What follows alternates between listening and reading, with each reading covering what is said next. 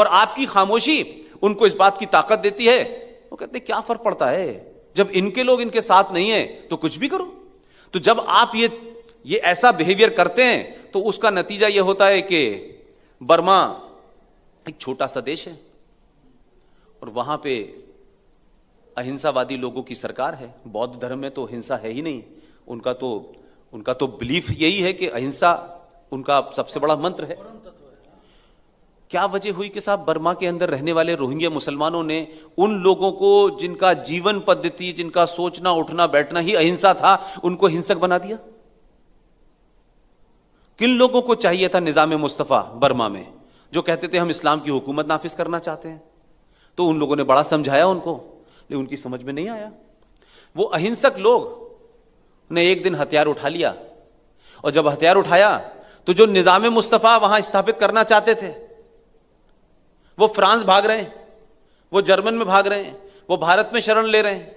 तो हमारे देश में जब रोहिंग्या मुसलमान आया तो हमारे हर शहर में, दिल्ली में, बंगाल में इतने बड़े बड़े जुलूस निकले और कहा कि रोहिंग्या हमारे भाई हैं, उनको यहां बसाना चाहिए। सुप्रीम कोर्ट की भी आत्मा जाग गई, सुप्रीम कोर्ट भी ह्यूमन राइट्स की बात करने लगी, मानवता की बात करने लगी। अब आपके रोहिंग्या जो हैं इस देश में बसे हुए हैं। और उस सबसे ऊपर कमाल की बात देखिए कि रोहिंग्या बर्मा से 300 किलोमीटर दूर चल के वो जम्मू में पहुंच गया, और जिस जम्मू में भारत के नागरिक को नागरिकता नहीं मिल सकती, मुझे नहीं मिल सकती, आपको नहीं मिल सकती, 7.5 कश्मीरियों को नहीं मिल सकती क्योंकि वो हिंदू हैं, उसके बावजूद भी वो रोहिंग्या आज की डेट में जम्मू में 98,000 हैं।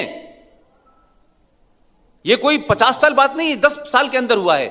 और उनके पास राशन कार्ड भी है, उनके पास आधार कार्ड भी है, उनको मकान भी दिए जा रहे हैं। तो इस देश में 2 निशान 2 प्रधान की बात हमने बहुत सुनी थी, लेकिन पूरी की पूरी एक स्टेट जो ये क्लेम करती है, जिसने सुप्रीम कोर्ट में हलफनामा दिया हुआ है हमारे केस के सिलसिले में कि जम्मू कश्मीर राज्य जो है मुस्लिम बहुल राज्य है, वहां 70% मुसलमान रहते हैं, लिहाजा यहां पे माइनॉरिटी कोई नहीं होती है। 70% वहां मुसलमान हैं, बाकी डोगरा हैं, सिख हैं, हिंदू हैं। तो वो ये एक्सेप्ट ही नहीं करते कि यहां कोई माइनॉरिटी रहती है। तो उनके संविधान के हिसाब से माइनॉरिटी भी मुसलमान है। तो तीसरा फ्रॉड देखिए कि भारत सरकार जो यहां से पैसा भेजती है, जो माइनॉरिटी को पैसा जाता है, वो पैसा भी 70 साल से खा रहे थे। हमने इसको भी चैलेंज किया, हमारे मित्र हैं अंकुर शर्मा, उन्होंने चैलेंज किया वहां कि साहब ये राज अजीब राज है, यहां 70% मुसलमान हैं। हिंदुस्तान के हर राज्य के अंदर माइनॉरिटी को बताया गया है कि यहां पर माइनॉरिटी मुसलमान है, यहां हिंदू है, मान है, यहां पंजाब में माइनॉरिटी हिंदू है, लेकिन माइनॉरिटी के अधिकार तो नहीं बदल जाते हैं कोई, वहां माइनॉरिटी कमीशन भी नहीं है। तो 70 साल से वो ईमानदार कश्मीरी, वो समझदार कश्मीरी माइनॉरिटी का पैसा खा रहे थे और कहने लगे कि हमारे संविधान में तो माइनॉरिटी का मतलब है मुसलमान। कितने भोले लोग हैं वो। इस पे भी केस चल रहा है। तो हमारी स्थिति यह हो गई है कि हम बातें तो बहुत करते हैं, भारत माता की जय भी बहुत होती है, लेकिन भाई भारत माता की जय कहने से भारत माता सुरक्षित नहीं होगी। भारत माता की जय कहने से सुरक्षित जब होगी जब इस देश के अंदर इंटेलेक्चुअल आतंकवाद का आप सामना करेंगे, पॉलिटिकल आतंकवाद का सामना तय करेंगे आप। हम उसके से आंखें फेर लेने से बात नहीं बनेगी। नहीं नहीं नहीं, ये इशू नहीं है, इस पे अभी बात नहीं करते, ये आज की बात नहीं है, बात की पे देखेंगे, कल देखेंगे। लेकिन इस देश की सरकारों का अरबों खरबों रुपया तो इसी पे खर्च हो रहा है। आप सब खबरें पढ़ते हैं, देखते हैं, 3 दिन में 2 फौजी कश्मीर में मारे जाते हैं। एवरेज आ रहा है कि कश्मीर में 2 फौजी या तो वो भारत जो वहां के लोग हैं उनके हाथों मारे जाते हैं, या पाकिस्तान के आए टेररिस्ट से मारे जाते हैं। लेकिन इसके ऊपर लोग नहीं सोचते कि यार 2 फौजी, किसी ना किसी घर का बेटा मर रहा है, और वो फौजी में उस मां ने जिसने अपने बेटे को भेजा होगा, वो इसलिए नहीं भेजा था कि हिंदुस्तान के लोग जिन्हें आप मासूम कहते हैं, भटके हुए कहते हैं, जिन्हें कहते हैं ये इनोसेंट लोग हैं, बेरोजगार लोग हैं, उनके पत्थरों से मारा जाए। उस मां ने अपना बेटा इसलिए नहीं भेजा था, उसने दुश्मन से लड़ने के लिए भेजा था, बॉर्डर पे लड़ने के लिए भेजा था। लेकिन ज्यादातर आपके फौजी इंटरनल डोमेस्टिक जो आतंकवाद है, जो इस्लाम के नाम पे कश्मीर में चलाया जा रहा है, उससे मारा जा रहा है। लेकिन इस पे डिबेट नहीं होती, इस पे बातचीत नहीं कोई करता, इसके बारे में कोई बताना नहीं चाहता। तो मेरा कहना यह है कि आप किस चीज को चैलेंज मानते हैं? गरीबी, भुखमरी, ये तो दुनिया में सब जगह है भाई। क्या अमेरिका में भुखमरी नहीं है? लेकिन क्या अमेरिका को जरूरत पड़ी थी कि एक घटना मात्र हुई थी उसके यहां, उस पर डिबेट हो सकती है कि वो कैसे हुई, क्यों हुई और कौन उसके पीछे था। 9/11 हुई, उनको लगा कि किसने किया है, उन्होंने 2 देशों को खत्म कर दिया। कोई यूएनओ वीएनओ से नहीं पूछा, कोई सिक्योरिटी काउंसिल में नहीं पूछा, उन्होंने किसी की चिंता नहीं की और खत्म कर दिया उन्होंने। दोबारा हमला नहीं हुआ।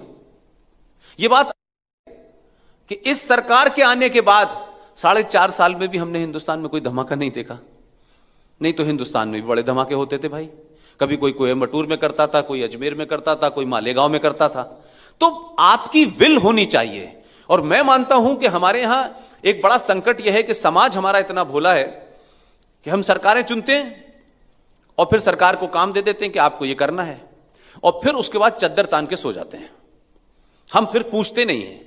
तो जब आप चद्दर तान लेते हैं तो वो भी पीठ मोड़ लेते हैं, वो अपने और कामों में लग जाते हैं।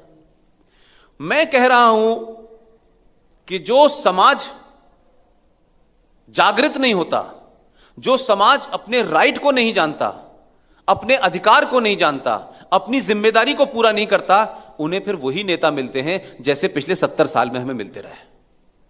अगर समाज जागृत हो जाएगा, आप समाज को सही सही बातें बताएं, इतिहास की बताएं, वर्तमान की बताएं, कल जो घटी है वो घटना बताएं, और उन घटनाओं से वर्तमान में क्या हो सकता है, कैसे हमारी जीवन इफेक्ट हो रहा है उससे, जो हमको अनकॉन्शियसली पता नहीं चल पा रहा है लेकिन हर दिन इफेक्ट हो रहा है उस पर हमारे ऊपर। हम साइकोलॉजिकली कांस्टेंट एक टेंशन में रहते हैं। हमारे देश में आपको याद होगा कि आपके शहर में ईद का दिन हो, दिवाली का दिन हो, अक्सर ये शब्द सुनते सुनते, और मीडिया में हूं तो उसको लिखते लिखते थक चुका हूं मैं, कि दिवाली की रात से एक दिन पहले होगा कि स्थिति नियंत्रण में है, तनावपूर्ण है लेकिन नियंत्रण में है। और जब ईद और दिवाली निकल जाती है तो फिर आएगा कि आज ईद शांति ढंग से मनाई गई। अरे ईद हो, दिवाली हो, ये जो पीस है ये नेगेटिव पीस क्यों है?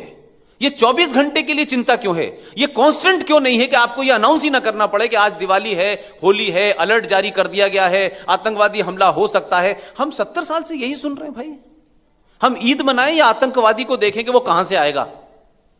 तो हमने बड़ी जो पीस भी खरीदी है ना, वो बड़ा पीस मील में खरीदी हुई है कि बस आज त्योहार निकल गया, आज की रैली निकल गई। वो कौन लोग हैं जो हिंदुस्तान की पीस को डिस्टर्ब करना चाहते हैं? आप उनको समाप्त क्यों नहीं करते भाई? वो कोई हो, ये अप्रोच हमारी क्यों नहीं होती है?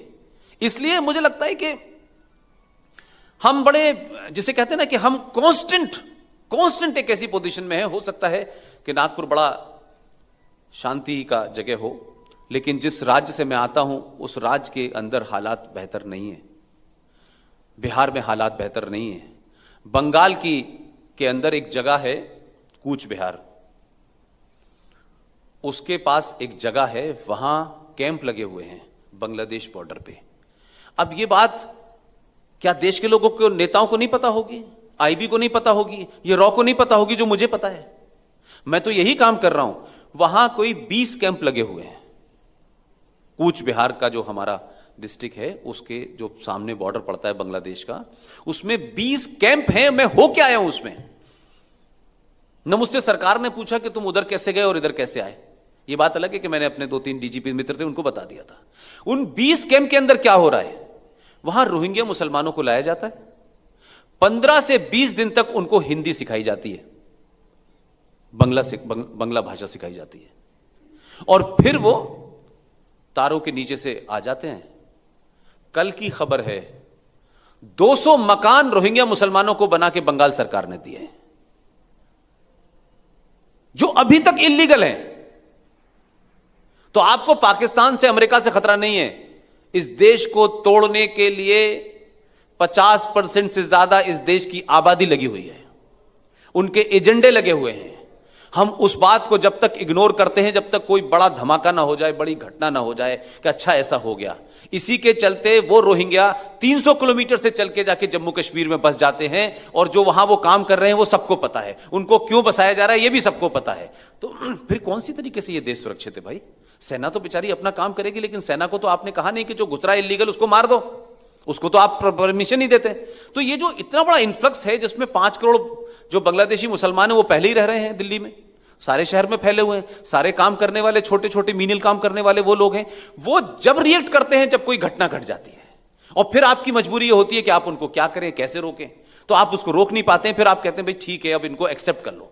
तो सन 47 में जो कुछ इस देश के साथ हुआ, उसके बाद से हमने क्या सीखा? हमने नहीं सीखा। ये रोहिंग्या मुसलमान बांग्ला पाकिस्तान क्यों नहीं जाते? ये सऊदी अरब क्यों नहीं जाते? ये ईरान इराक क्यों नहीं जाते? ये भारत में क्यों आते हैं भाई? और तब से तो उनको बिल्कुल नहीं आना चाहिए था, जब इस देश का एक मक्कार और मुनाफिक, मैं जितने उसके लिए शब्द इस्तेमाल कर सकता हूं बुरे में करता रहा हूं, वो मेरी यूनिवर्सिटी का वाइस चांसलर रह चुका है, इस देश के माइनॉरिटी कमीशन का चेयरमैन रह चुका है, ईरान में राजदूत रह चुका है। ईरान में जो उसने किया वो पूरी दुनिया को पता नहीं है और सार्वजनिक कहने की मैं उसकी जरूरत नहीं समझता हूं। वो आदमी 2 बार भारत का उपराष्ट्रपति रहता है, लेकिन जिस दिन कुर्सी से उतरता है उस दिन कहता है कि मुसलमान हिंदुस्तान में सुरक्षित नहीं है। यार ये मक्कारी नहीं है, ये देश के साथ गद्दारी है भाई, कि आप भारत के उपराष्ट्रपति के पद से एक दिन पहले उतरते हो और फिर ये स्टेटमेंट देते हो। पूरी दुनिया में क्या भारत की छवि तुम बना रहे हो भाई? जब तक इस देश की सत्ता और व्यवस्था से तुमने जितना मजे लूटने थे लूटे, जितने बड़े पदों पे बैठना था बड़े बैठे, और उतरते ही तुमने भारत को गाली दे दी।